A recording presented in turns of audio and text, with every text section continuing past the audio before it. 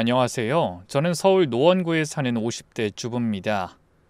남편은 중견기업에서 30년 넘게 일하다 작년에 퇴직했고, 저는 전업주부로 알뜰하게 살림하며 아들, 딸을 키워냈죠. 비록 넉넉하진 않아도 큰딸 시집 보내고 아들 독립시키기까지 큰 어려움 없이 잘 지내왔고, 여생도 그렇게 오순도순 보낼 수 있을 거라고 믿었답니다. 하지만 평온하기만 하던 제 일상에 예고도 없이 날벼락 같은 일이 일어났습니다. 그 일로 저는 평생 믿어왔던 남편을 의심하고 황혼 이혼까지 생각하는 지경에 이르렀죠. 그럼 평범하기만 하던 제 일상에 어떤 기막힌 일이 일어났는지 지금부터 그 사연을 털어놔 보겠습니다. 그날은 여느 날과 다를 바 없는 평범한 화요일 오후였어요. 저는 아침부터 퇴직한 지 석 달째가 된 남편의 끼니를 챙기고 청소를 하며 분주히 하루를 보냈습니다. 남편이 퇴직하면서 집에 있는 시간이 많아지자 처음엔 서로 어색하고 불편한 면도 있었어요. 하지만 시간이 흐르면서 어느 정도 적응이 되어가고 있었죠. 그래서 그맘때는 저희 부부 나름의 리듬을 찾아가고 있을 때였습니다. 그런데 그날 오후 3시쯤 초인종이 울려서 인터폰을 확인하니 동 대표가 서 있었어요.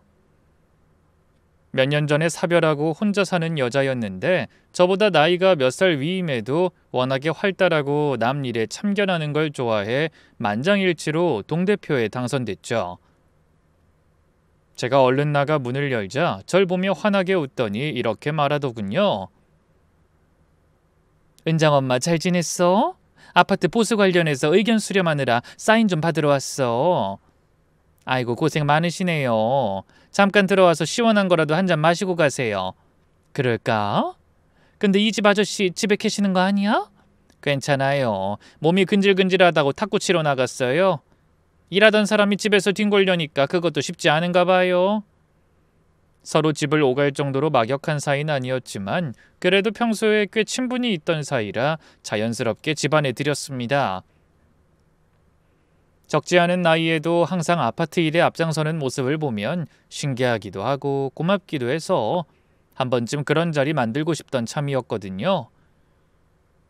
동 대표는 거실에 들어와 웃으며 말했어요. 아유 바쁘긴 한데 그래도 성의를 무시하면 안 되니까 얼른 음료수만 한 잔 마시고 가야겠네. 다른 집도 더 돌아야 하거든. 저는 고개를 끄덕이며 소파에 앉으라고 하고 시원한 매실 음료와 며칠 전 딸이 사다 준 양갱을 접시에 담아내왔어요. 그러고는 맞은편에 앉아 동 대표가 알려주는 대로 서류에 사인했습니다. 그때 제가 건넨 양갱을 우물거리며 집안을 둘러보던 여자의 시선이 거실 벽에서 멈췄어요. 거기에 저희 가족 사진이 몇 개 걸려 있었거든요. 아이들 대학 입학 사진과 딸의 결혼식 사진, 그리고 그 옆으로 남편이 가장 아끼는 사진도 액자에 담겨 걸려 있었죠.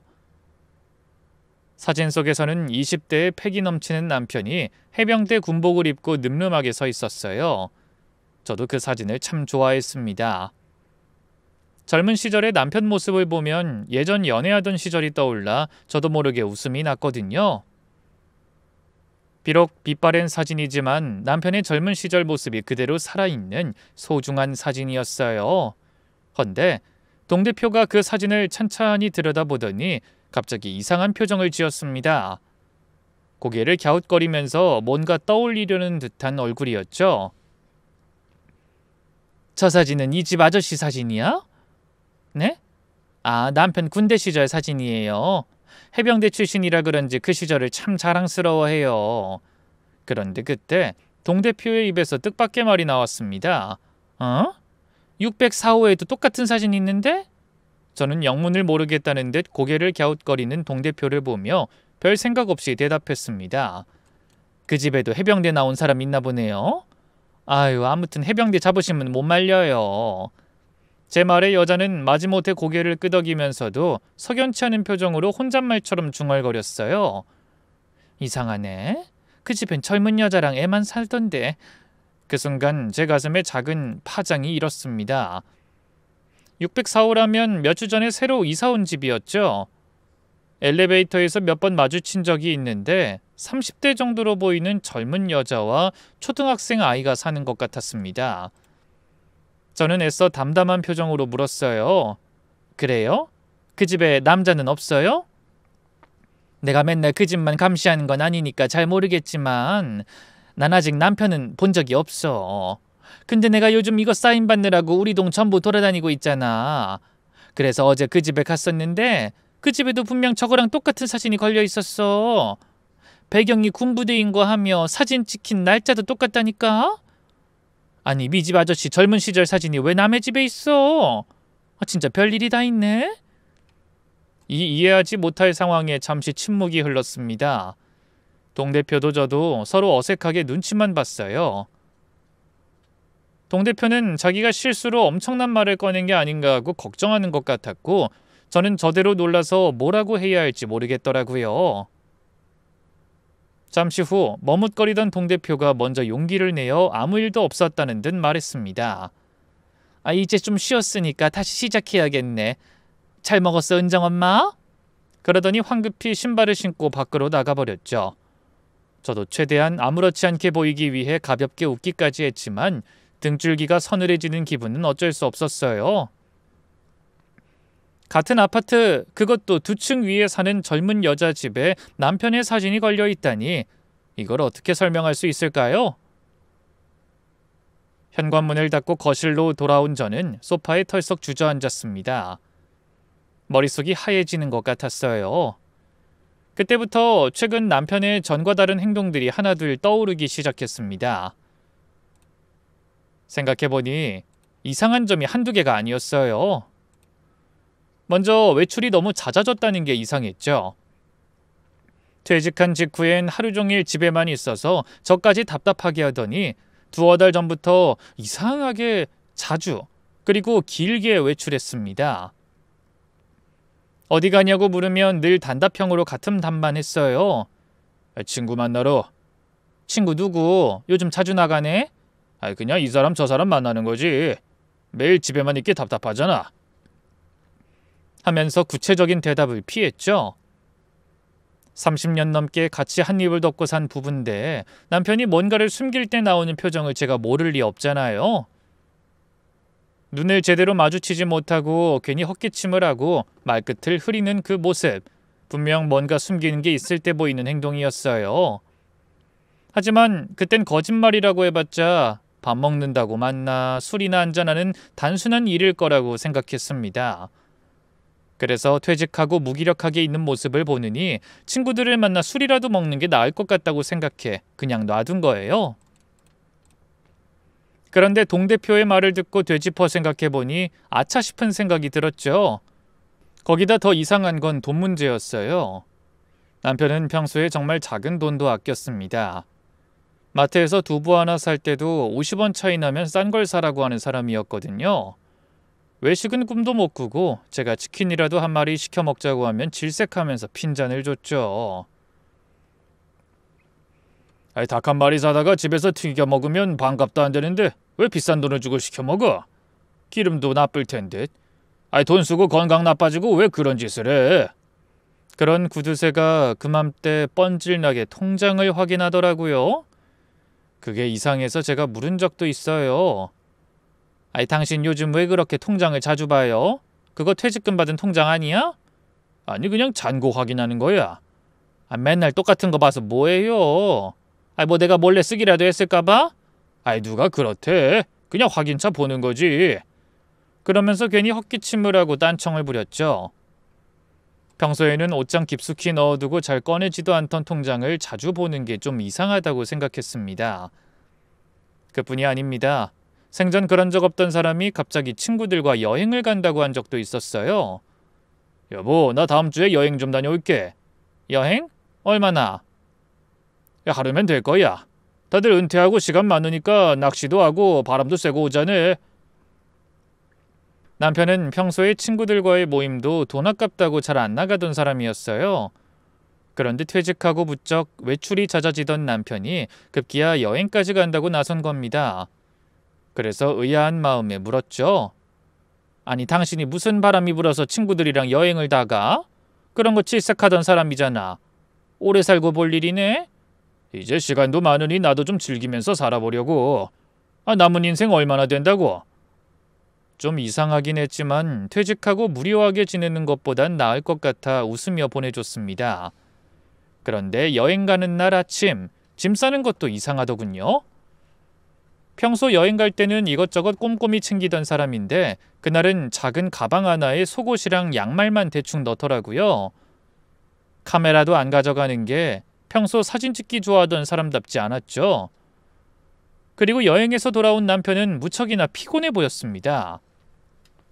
저는 걱정스러운 얼굴로 물었어요. 여행 재미있었어요? 응, 좋았어. 근데 표정은 전혀 즐거워 보이지 않았어요. 오히려 뭔가 무거운 짐을 지고 온 것 같은 지친 얼굴이더군요.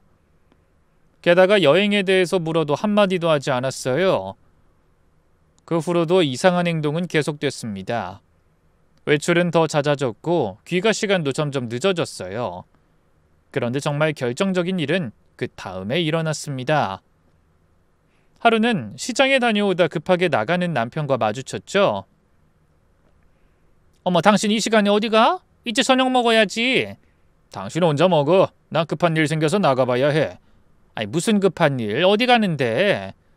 하지만 남편은 얼마나 급한지 신발도 대충 구겨 신고 제 말인 대답도 하지 못한 채 그대로 나가버렸습니다. 그러더니 아예 연락을 받지도 하지도 심지어 집에 들어오지도 않았어요. 저는 뜬 눈으로 밤을 보내며 계속 전화를 걸었죠. 그러다 간신히 다음날 오전에 연락이 됐는데 뜻밖의 말을 하더군요. 친한 친구가 갑자기 세상을 떠났다며 상갓집에 있어야 한다고 하루 더 있겠다는 겁니다. 그런 적이 없던 사람이라 황당했지만 목소리가 너무 무겁게 가라앉아 있어 뭐라고 하지 못했어요. 그 뒤로 집에 돌아와서도 계속 어두운 얼굴로 한숨만 쉬길래 친구 때문인가 보다 생각하며 잔소리하지 못했습니다. 그런데 동대표에게 이상한 말을 들은 다음 돌이켜보니 이 상갓집이라는 게 외박하며 둘러대기 가장 쉽고 흔한 핑계라는 걸 깨닫게 됐죠. 말로는 표현할 수 없는 배신감이 밀려왔습니다. 이게 분명히 604호에 걸린 사진하고 관련이 있는 것 같은데. 그때 문득 또 한 가지 떠오르는 게 있었어요. 남편이 최근에 6층에서 엘리베이터를 탄 적이 있다는 겁니다. 그날은 분리수거를 하러 쓰레기를 잔뜩 들고 복도로 나온 날이었어요. 엘리베이터는 6층에 멈춰 있었죠. 그래서 버튼을 누르고 내려오기를 기다렸습니다. 그런데 6층에서 내려온 엘리베이터 문이 열리자 안에 서 있던 사람은 다름 아닌 제 남편이었어요. 저를 마주친 남편이 눈을 크게 뜨며 놀라더군요. 그 모습이 이상해서 제가 먼저 물었습니다. 아니, 당신이 왜 6층에서 내려와? 아니, 버튼을 잘못 눌러서 올라가다 다시 내려온 거야. 그 아파트 4층에 산 지 20년이 다 돼가는데 층수를 잘못 눌렀다니 이상했죠. 하지만 그땐 그냥 실수려니 생각하고 넘어갔습니다. 그런데 생각해보니 이 모든 게 604호와 관련된 일이라는 확신이 들더군요. 모든 정황이 한 가지를 가리키고 있었습니다. 잦은 외출, 늦은 귀가, 외박, 통장 잔고 확인, 그리고 604호에 걸려있다는 남편의 사진. 설마 이 남자가 60이 넘은 나이에 미친 짓 하고 다니는 건 아니겠지? 아니야, 그럴 리 없어. 그 인간이 얼마나 구두쇠인데 돈 아까워서라도 딴짓할 리가 없지. 하지만 아무리 아니라고 믿고 싶어도 남편이 604호와 무언가 관계가 있다는 생각을 지울 수가 없었어요. 당장이라도 뛰어 올라가 그 집 젊은 여자와 남편이 무슨 사이인지 확인하고 싶었죠.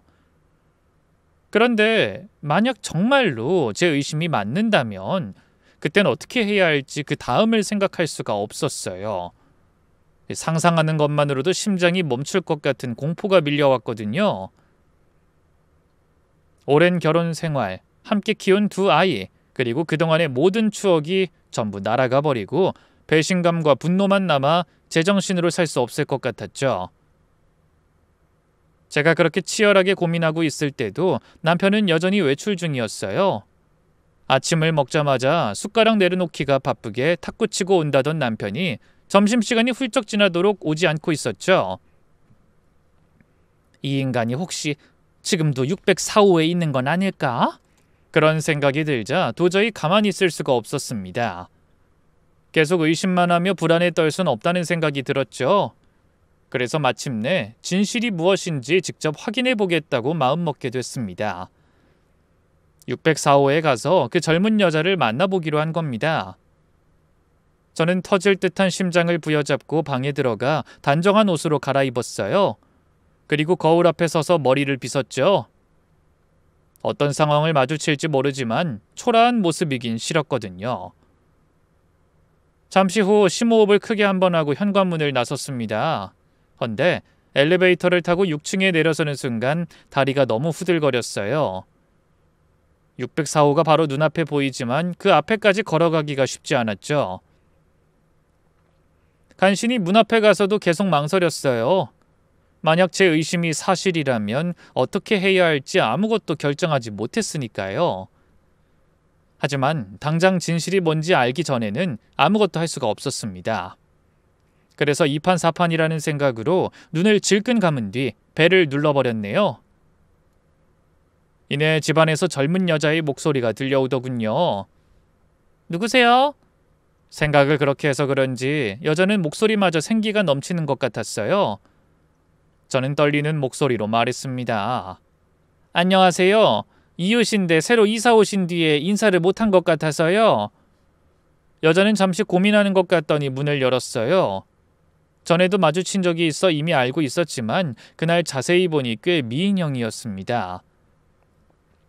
그런 여자가 웃으며 입을 여는데 얼굴 못지않게 목소리도 나긋나긋한 게 남자들이 꽤 따랐을 것 같더군요. 어머, 안녕하세요. 엘리베이터에서 몇 번 뵌 적 있는 것 같네요. 저희가 먼저 인사드렸어야 하는 건데 죄송합니다. 요즘 경황이 좀 없어서.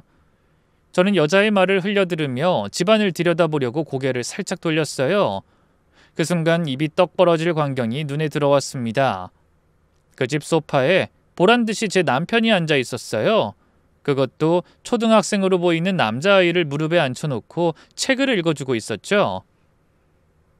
아이는 남편에게 기대어 행복한 표정으로 웃고 있었고 남편도 그런 아이를 다정하게 바라보며 머리를 쓰다듬고 있었어요. 순간 온몸에 전기가 흐르는 것 같고 숨이 막혔습니다.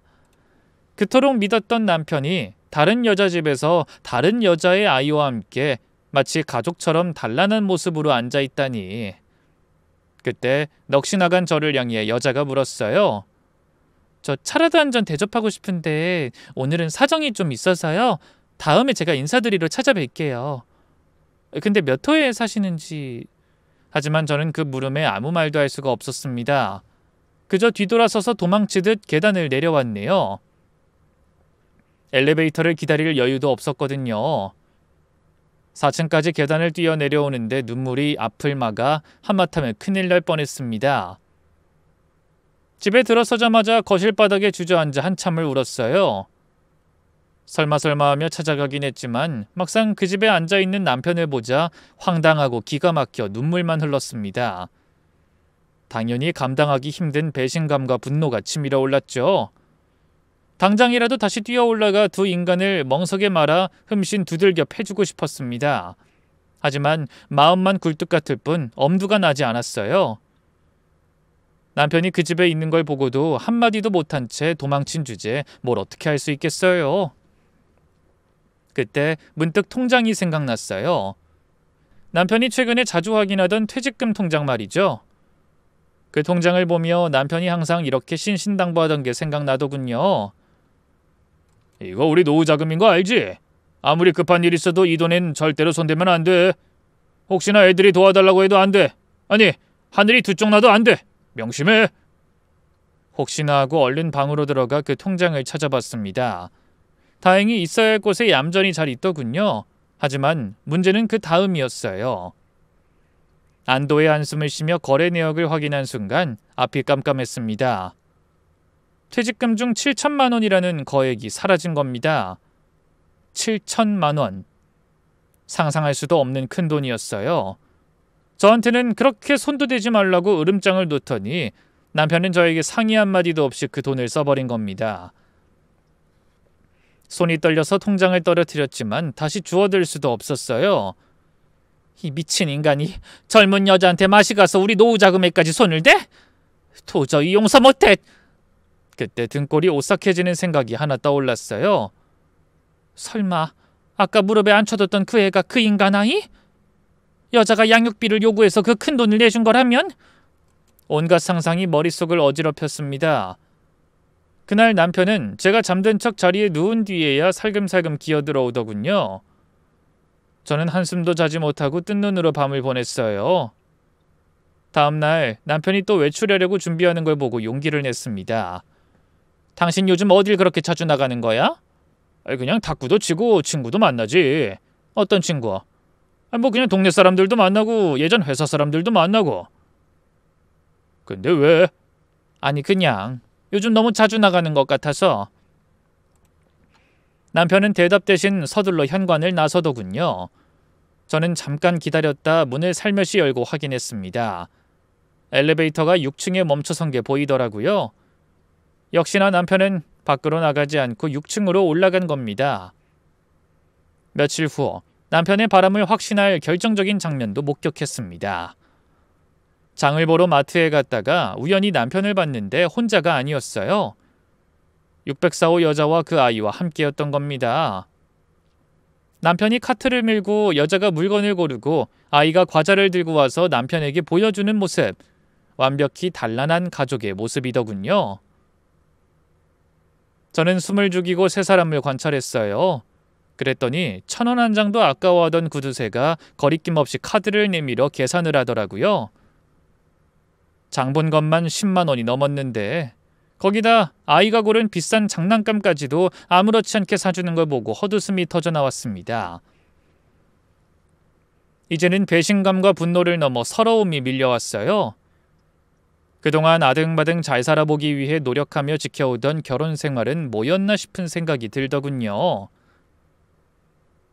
남편의 마음은 콩밭에 가 있는데 저 혼자 부질없는 노력에 세월을 낭비한 것 같아 허무했어요.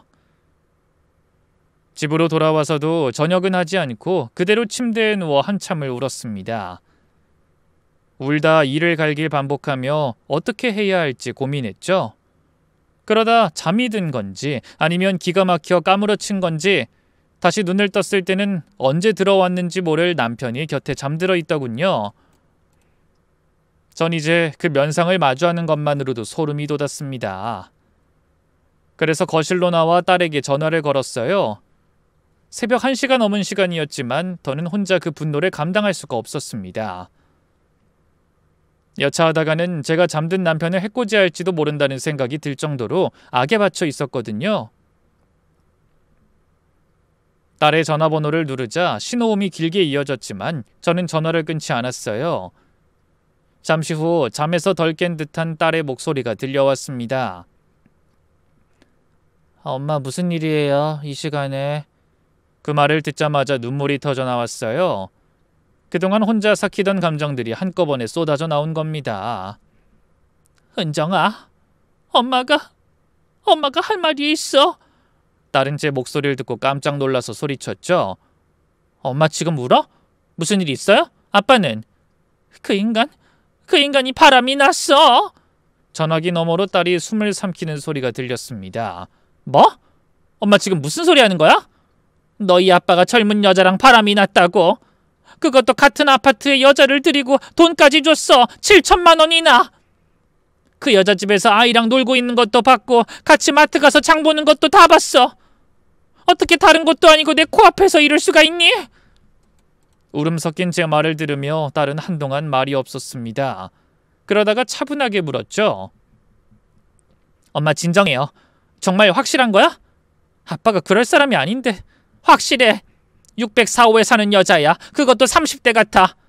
애는 초등학생인데 아빠가 매일 그 집에 드나들어. 나한텐 한 푼이 아까워서 벌벌 떨더니 그 여자한텐 퇴직금을 빼서 돈까지 주고. 말하다 보니 또 눈물이 터졌습니다. 알았어 엄마, 내가 지금 갈게. 아무것도 하지 말고 일단 기다려요. 은정아, 엄마 이혼할 거야. 동네 창피해서라도 더는 못 참아. 엄마 일단 만나서 얘기해. 지금 출발할게요. 전화를 끊고 나서도 눈물이 멈추지 않았습니다. 30년 넘는 결혼 생활이 이렇게 끝나는구나. 믿고 의지했던 남편이 이렇게 날 배신하다니. 그렇게 주저앉아 눈물을 흘리고 있을 때 현관문이 열리는 소리가 났습니다. 30분도 안 지나 딸이 도착한 거예요. 얼굴이 상기된 채 헐레벌떡 들어온 딸이 저를 안아줬어요. 엄마 괜찮아, 내가 왔어. 저는 딸의 품에서 또 한 번 펑펑 울었습니다. 서러움이 폭발해 도저히 감정이 다스려지지 않았어요. 은정아, 어떡해? 아빤 정말 망할 인간이었어. 60이 넘어서 어떻게 딸 같은 여자랑... 엄마 일단 앉아.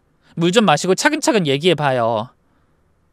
은정이가 따뜻한 물을 한 잔 건넸고 전 그동안 있었던 일들을 처음부터 하나하나 설명했습니다.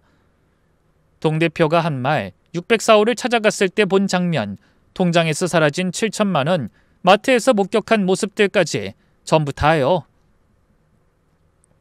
딸아이는 심각한 표정으로 모든 얘기를 듣더니 이렇게 말했어요. 엄마, 놀란 건 알겠는데 일단 아빠한테 직접 설명을 들어봐야 하지 않을까? 뭘 더 들어봐! 내 눈으로 다 확인했는데!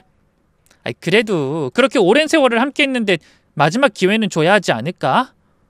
엄만 더 이상 아빠 얼굴도 보기 싫어. 목소리만 들어도 이가 갈린다니까? 그때 안방문 열리는 소리가 났습니다. 남편이 나오다 딸을 보고 깜짝 놀라더군요. 아니 은정아, 네가 이 시간에 무슨 일이냐? 딸이 차가운 눈빛으로 자기 아버지를 바라봤습니다. 아빠, 할 말 있어요. 아니 무슨 일인데 이 밤에? 혹시 이서방이랑 무슨 일이 있어? 일은 내가 아니라 엄마랑 아빠한테 있잖아요. 아빠 바람 피운다면서요? 순간 남편의 얼굴이 굳어졌습니다. 뭐? 뜬금없이 그게 무슨 소리야? 뻔뻔한 남편의 태도에 화가 난 제가 소리쳤어요. 하, 그럴 줄 알았지. 발 빼말 생각인 것 같은데 내가 다 알아버렸어. 알다니 뭘? 604호 말이야. 매일 거기 가서 아이랑 놀고 7천만 원이나 뺏어줬잖아. 내 말이 틀려? 아니면 아니라고 속 시원하게 말을 해봐. 제 말에 남편의 얼굴이 사색이 되었습니다. 그러더니 갑자기 말을 더듬기 시작했어요. 아니 당신이 그걸 어떻게... 근데 그건 그런 게 아니야. 내가 다 설명할게. 전부 오해야. 오해는 무슨 오해? 개뿔 뜯어먹는 소리 집어치워. 그 여자한테 돈 줬어 안 줬어? 그래 주긴 했는데. 그것 봐. 그럼 그 집에 드나들면서 장도 같이 봐줬어? 안 봐줬어? 그것도 맞긴 한데 남편은 제가 하는 말을 족족 부정하진 못하더군요. 그래놓고 오해하지 말라니. 딸만 아니었으면 욕이라도 한판 거하게 내뱉고 싶었습니다. 저는 더 이상 말하지 않고 방으로 들어가 커다란 여행 가방을 꺼내 남편 앞에 집어던졌어요. 나가! 그 여자네 집으로 가! 더는 못 봐주겠어! 남편이 당황한 표정으로 가방을 바라봤습니다. 여보 이러지 말고 제발 내 말 좀 들어봐. 들을 게 뭐가 있어? 내 연녀를 같은 아파트에 들여놓다니 제정신이야? 그때 제 딸도 격분한 목소리로 말했어요. 아빠 정말 실망이에요. 아빠가 이런 사람이었어? 아이고 내 연녀가 아니라니까. 정말 오해야. 그럼 뭔데요? 왜 남의 여자 집에 매일 드나들고 그 집 애를 돌보고 돈까지 줘요? 남편이 한숨을 쉬며 머리를 감쌌습니다. 안 그래도 설명하려고 했는데 시간이 좀 필요했어. 저는 더 이상 남편의 이중적인 모습을 참아내기가 힘들었습니다. 그래서 현관으로 저벅저벅 걸어가 문을 열었어요. 그 모습을 본 딸이 물었죠. 엄마 지금 어디 가는 거야? 저 인간이 저렇게 오리발 내미니까 삼자대면이라도 해야지. 제 말에 남편이 화들짝 놀라더군요. 역시 뒤가 구린 게 틀림없었어요. 안 돼! 지금 시간이 몇 시인 줄 알아? 지금 시간이 문제야? 개수작 부리지 말고 당장 올라가자니까? 아니라고 펄쩍 뛰더니 뭐가 찔려서 못 가? 흥분해서 저도 모르게 막말이 터져나왔어요. 하지만 그럴수록 남편은 계속 말을 돌리며 제 분노에 불을 붙였습니다. 아니 그게 아니라 애가 자고 있을 시간이라. 뭐야? 애? 당신이 왜 그 집 애를 걱정해? 오호라, 진짜 걔가 당신 애가 맞는가 보구만. 남편은 손사래를 치며 부정했어요. 아니야, 그런 게 아니라. 하지만 이번엔 딸도 단호하게 나왔습니다. 그래요. 엄마 말도 이렇게는 아무것도 해결이 안 되겠어요. 지금 당장 그 집에 가요. 이왕 이렇게 된 거 확실하게 매듭 짓는 게 나을 것 같아요. 그래, 가자. 그 여자 얼굴 보고 직접 따져야겠어. 저와 딸이 신발을 신으려고 하자 남편이 필사적으로 막아섰습니다. 제발 그만해. 내가 다 설명한다니까. 결국 저와 딸은 거의 울먹이며 매달리는 남편을 밀어내고 밖으로 나와 엘리베이터를 눌렀습니다. 해병대를 나온 남편은 아직도 몸이 건장하고 힘이 좋았지만 이미 눈이 돌아버린 저와 딸을 어찌하진 못하더군요. 저희는 결국 새벽 2시가 넘은 시간에 604호로 향했습니다. 엘리베이터 안의 분위기는 살벌했어요. 남편은 계속 저를 설득했고 딸은 차가운 표정으로 한숨을 쉬고 있었죠. 그때 6층에 엘리베이터가 도착해 문이 열렸습니다. 남편은 다시 한번 온 힘을 다해 저를 말렸어요. 여보, 내가 다 말한다니까. 사실은 그게... 하지만 전 들으려 하지 않았습니다. 이제 됐어. 당신 말은 더 듣고 싶지 않아. 난 그 여자한테 직접 들을 거야. 아빠 여기까지 왔는데 어쩔 수 없어요. 그만하고 비키세요. 딸도 제 편이 되어 남편을 피해 604호의 벨을 눌렀습니다. 하지만 기척이 없자 신경질적으로 계속 눌렀죠. 한 번, 두 번, 세 번. 잠시 후 드디어 안에서 여자의 목소리가 들렸습니다. 누구세요? 딸이 문에 대고 소리쳤어요. 604호 주인 나오라고 하세요. 급한 일이에요. 그러자 문이 열리며 잠옷 차림의 30대 여자가 당황한 표정으로 서 있었어요. 무슨 일이세요, 이 시간에? 그 순간 딸이 앞으로 나서며 여자의 어깨를 잡았습니다. 오호라, 당신이야? 당신이 우리 아빠 꽂혀서 돈 뜯어낸 여자야? 네? 아니, 그게 무슨...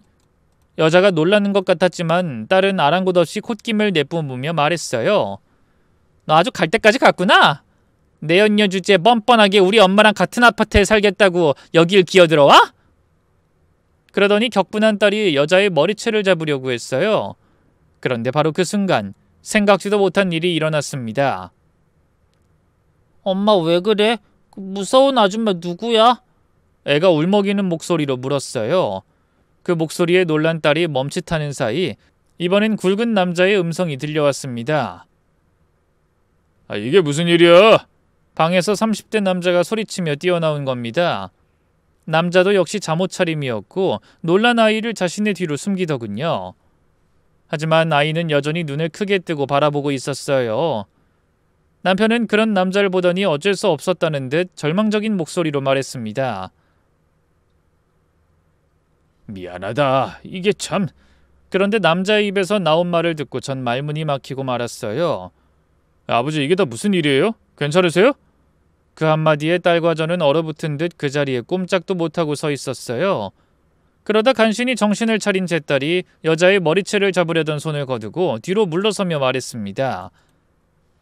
아버지? 남자는 황급히 놀란 여자를 감싸 안으며 물었어요. 당신 괜찮아? 아니 이게 무슨 일인지... 이 새벽에 왜들 이러시는 거예요? 너무나 혼란스러워졌습니다. 그 집에 남자가 있었다니, 그것도 제 남편을 아버지라고 부르는 남자의 존재는 전혀 상상도 못한 일이었어요. 저는 떨리는 목소리로 남자에게 말했습니다. 당신은 누구죠? 누군데 내 남편을 그렇게 부르는 거예요? 그러자 남자는 이내 표정을 고치며 정중한 말투로 고개를 숙이고 인사했어요. 안녕하세요. 사모님이시죠? 저는 김진수입니다. 이 사람은 제 아내고요. 아니 근데 왜 우리 남편을 아버지라고... 그때 남자가 저와 딸 그리고 남편을 둘러보더니 조심스럽게 말했습니다. 죄송하지만 집으로 들어오시겠어요? 시간이 너무 늦어서 이웃에도 민폐인 것 같고 아이도 무서워하고 있어서요. 그 말에 제가 아이를 바라보니 정말 겁에 질린 표정으로 아빠 뒤에 숨어 있었어요. 아이를 보자 제 딸도 당황한 듯 표정을 풀고 뒤로 물러섰습니다. 그때 남편이 한숨을 쉬며 말했어요. 진수야, 미안하다. 내가 아직 이 사람한테 설명을 제대로 못해서 일을 크게 만들어버렸어. 그 말에 남자가 고개를 끄덕였습니다. 괜찮아요, 아버지. 사모님 들어오세요. 제가 정식으로 인사드리고 다 설명할게요. 그래서 저와 딸은 어색하게 604호로 들어가게 됐습니다.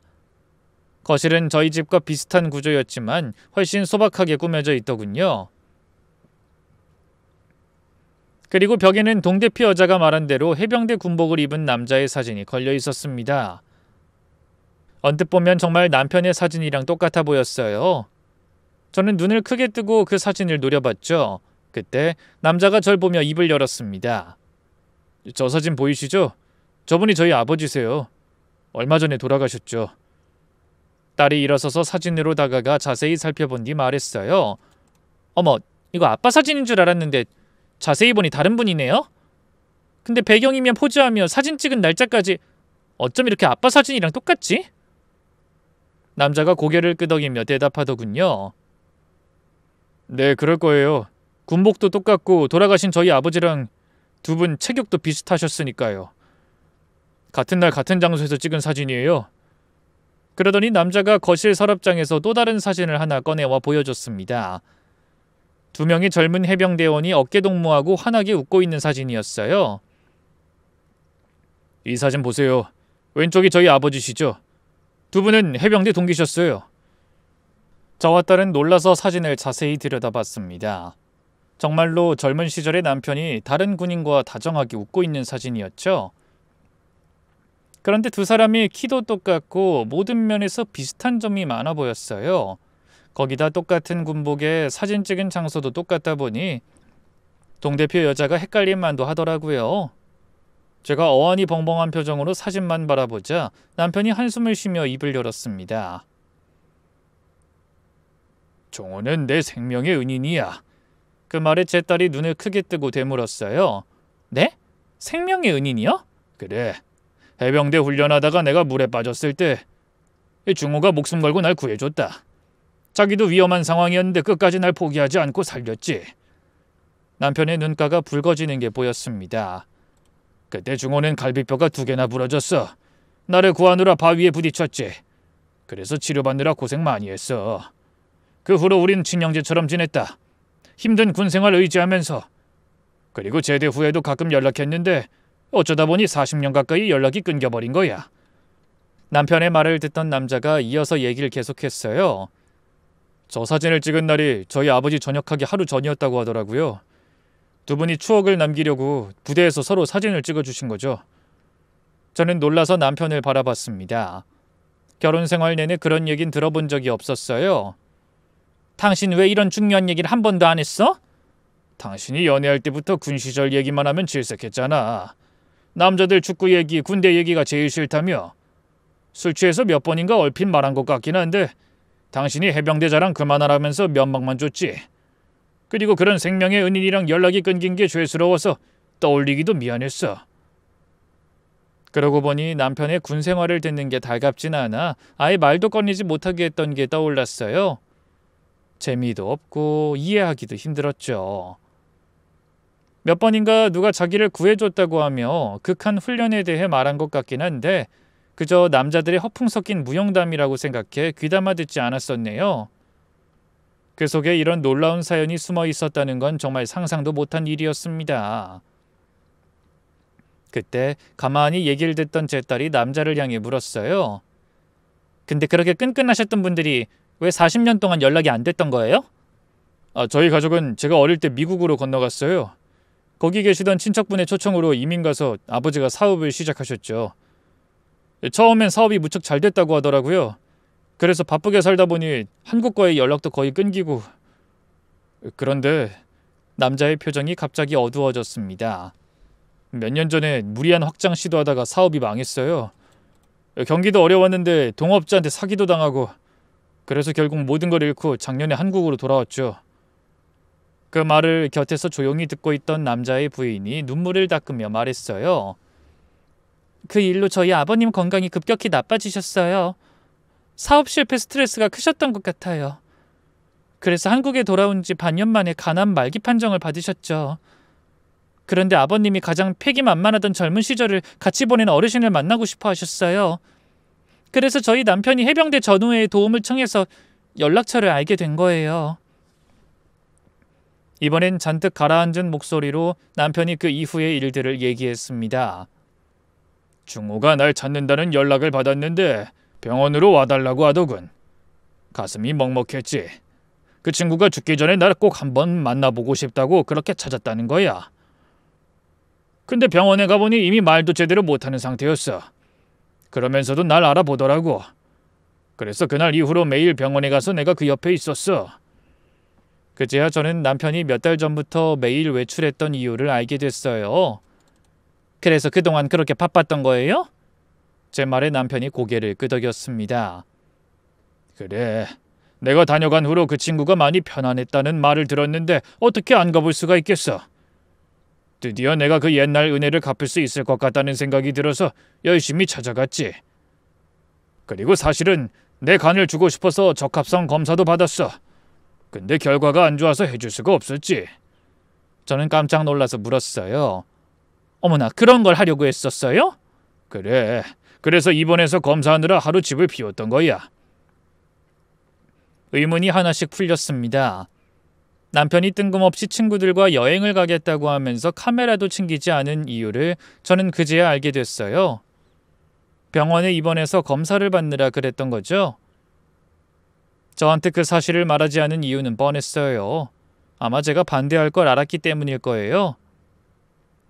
젊은 사람도 아니고 다 늙어서 그런 일을 한다고 하면 찬성할 부인이 몇이나 되겠어요?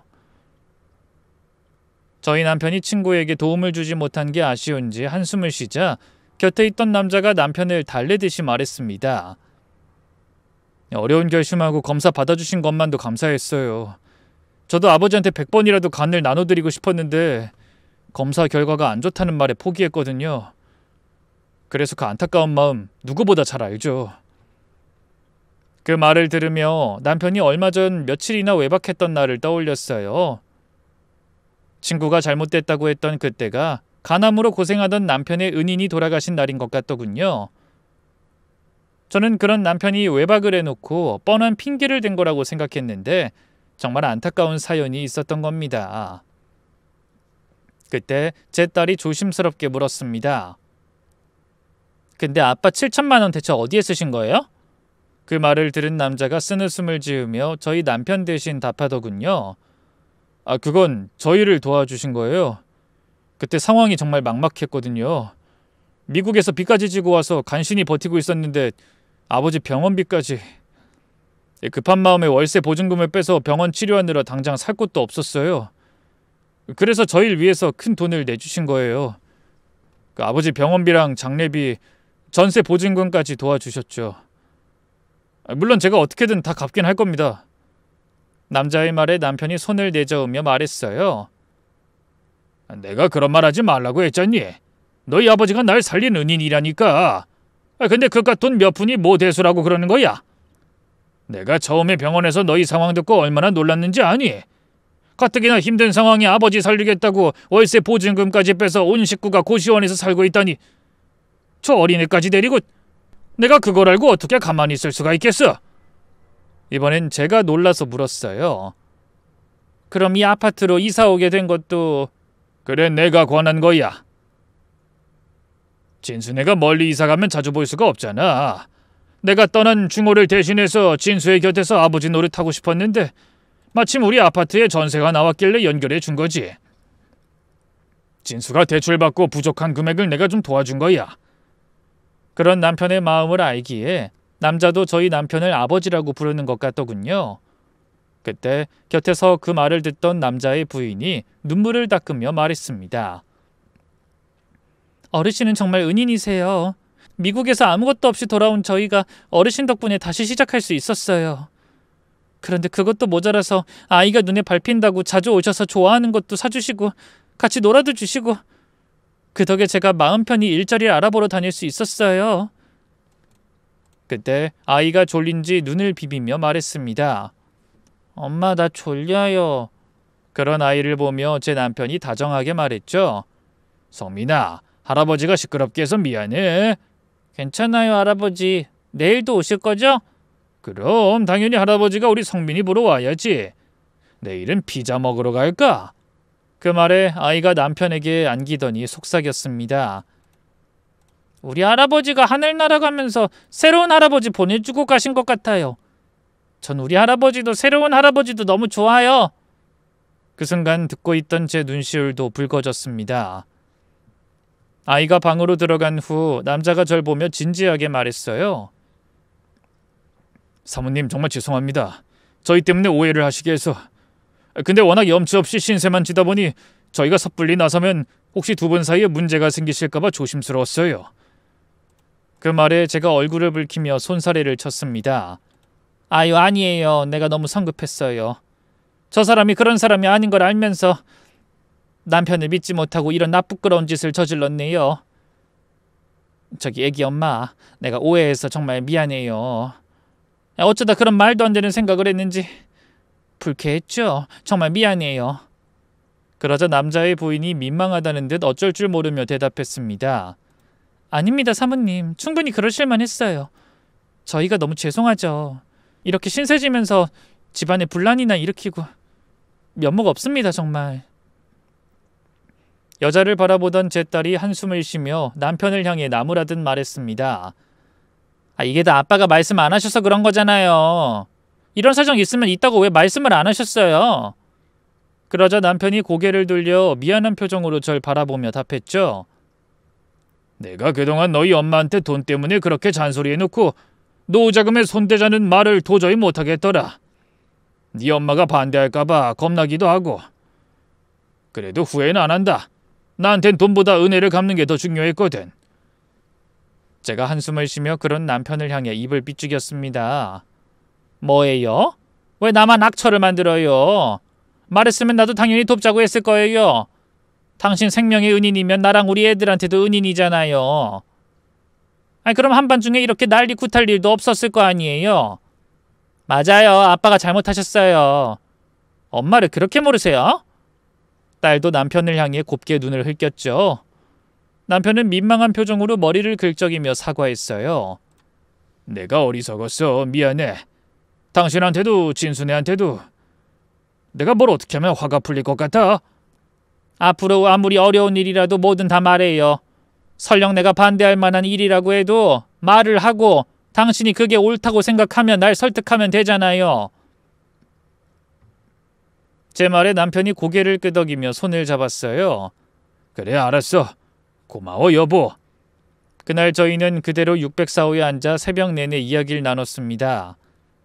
그 중에는 제가 그렇게 듣기 싫어하던 남편의 군 시절 무용담도 있었고 미국 유학생이던 아이 엄마가 남자를 만나게 된 러브스토리도 있었어요. 그 뒤로 사업이 망해 도망치듯 한국에 들어와 온 가족이 고생한 얘기는 눈물 없인 듣기 어렵더군요. 다행히 남자는 얼마 전 대기업 해외 영업부서에 취직해 안정적으로 돈을 벌기 시작했다더군요. 남편에게 아이를 맡기고 일자리를 알아봤던 여자도 학원에서 영어 강사로 일하게 됐다고 했어요. 돈 벌면 제일 처음으로 우리 노후자금을 갚겠다는 남자와 절대 받을 수 없다는 남편이 실랑이를 벌이기도 했습니다. 그 모습을 조용히 바라보자니 정말 남자와 저희 남편이 부자지간 같다는 생각이 들더라고요. 집에 돌아오자 창밖으로 동이 터오기 시작했어요. 딸은 간단하게 아침을 먹고 남편 출근시킨다며 서둘러 집으로 돌아갔죠. 그날 아침 저는 일찍부터 부엌에서 음식을 준비했어요. 김치찌개, 계란말이, 각종 나물 반찬들 평소보다 훨씬 많은 양을 만들었죠. 남편이 절 보며 의아한 표정으로 물었습니다.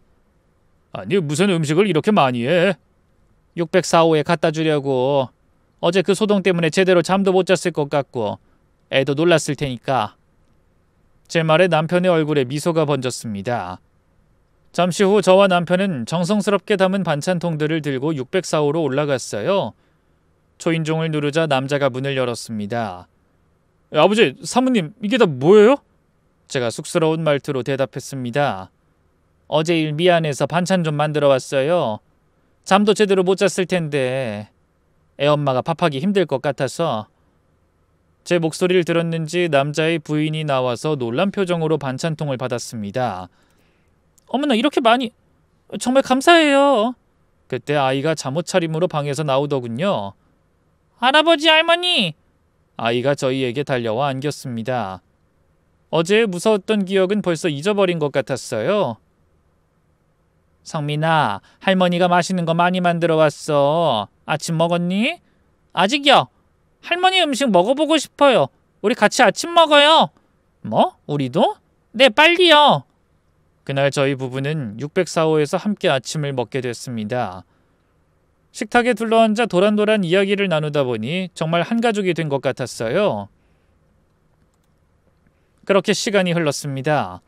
저희는 거의 매주 주말마다 함께 모여 밥을 먹었어요. 한 번은 저희 집에서, 한 번은 604호에서 가끔 외식도 했죠. 성민이는 저희 집에 놀러 오는 걸 너무 좋아했어요. 그래서 자연스럽게 엄마가 일을 나가는 동안 아이는 저희와 함께 시간을 보내게 됐습니다. 학교에서 돌아온 아이가 쪼르르 달려와 귀여운 표정으로 저에게 묻곤 했네요. 할머니, 오늘은 뭐 해주실 거예요? 성민이는 뭐 먹고 싶은데?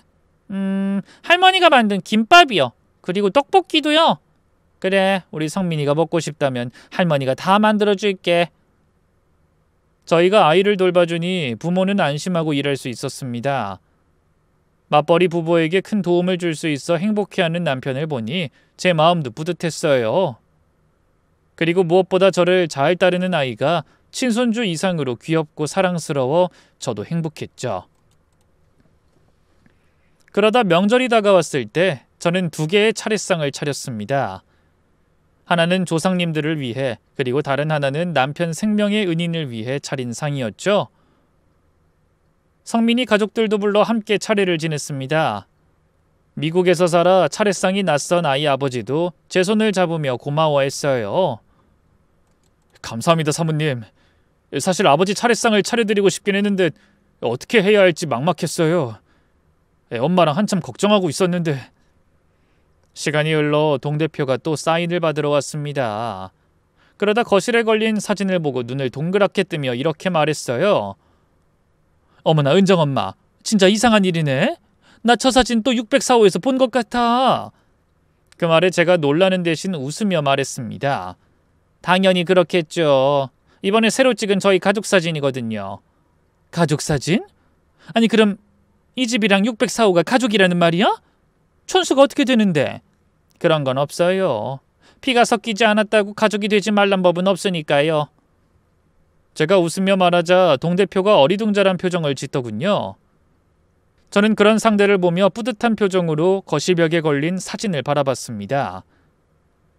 그 속에는 아이를 무릎에 앉힌 저희 부부와 성민이 부모 내외, 그리고 딸과 사위, 아들까지 대가족이 웃으며 서 있었어요. 사진 한 장에서 비롯된 오해와 눈물, 그리고 뜻깊은 화해를 거쳐 드디어 진짜 가족이 탄생한 겁니다. 오늘도 창을 통해 들어온 가을 햇살이 저희 가족 사진을 따뜻하게 비춰주더군요. 덩달아 제 마음에도 밝은 햇살이 비추는 것 같습니다. 이런 저의 행복한 마음이 여러분의 가슴에도 옮겨가 기쁨으로 충만한 하루로 꽃피길 바라며 저는 이만 인사드리겠습니다. 긴 사연에 함께해 주셔서 정말 감사합니다.